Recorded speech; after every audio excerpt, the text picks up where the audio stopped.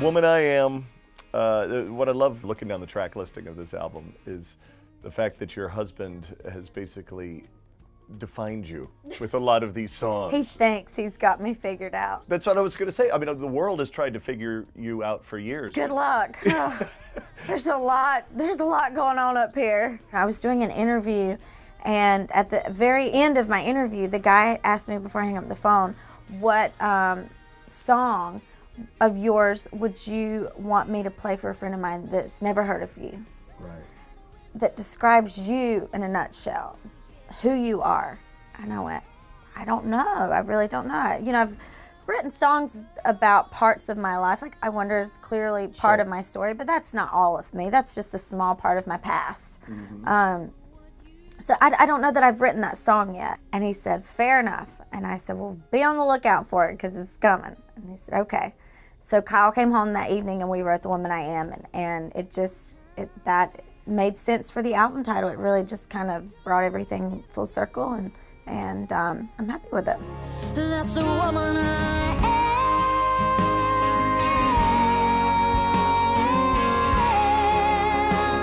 am. It is probably the most personal one, right?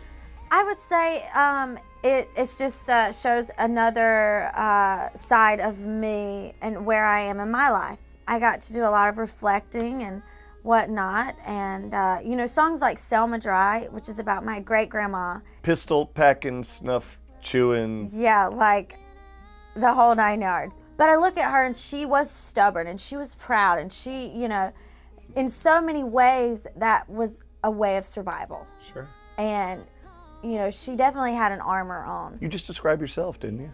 And that's who I am. Writing The Woman I Am with Kyle was really neat because I didn't even put any of that together or tie Selma Dry and The Woman I Am. I didn't even tie those together until the record was done. Two different, you know, songs, clearly, but so much of her, it lives in me and is very much alive today. Someone somewhere tonight is You're trying to put this album together at the same time you're Dancing with the Stars. Yeah. I mean, talk about trying to juggle both of those worlds. Or did you separate them while you were in Dancing with the Stars? Was it all about Dancing with the Stars? I had to kind of, you know, put them in certain folders, you know, and I would put on my dancing shoes and then clock out and put on my studio shoes and go record and then put those away. And you have to kind of use a file cabinet for your brain. You did such a fantastic job on that show. To feel that love again from the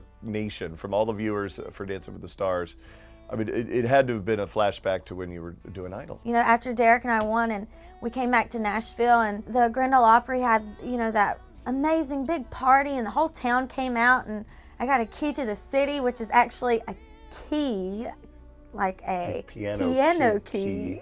Which is very clever. I love that. It was so special. It meant so much to me to come here and be embraced the same way in Nashville that I was embraced and loved and supported in my own hometown where I was born and raised. It was so amazing. It was such a great feeling. I'm about to show you just how missing me feels. And my red high heels. You're so endearing, especially in the public eye, that everybody thinks that you're their best friend. You're America's darling. You're the sweetheart next door. You're this. People think they know everything about you.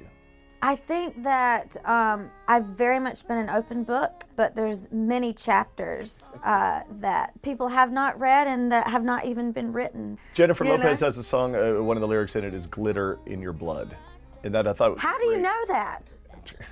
I'm Jenny from the block. Oh yeah, you're her boo? Yeah. But it's a glitter in the blood. I thought that it was a great definition of that energy, of that vibrancy that some people have when they walk into a room. They glitter. Yeah. And you have that too.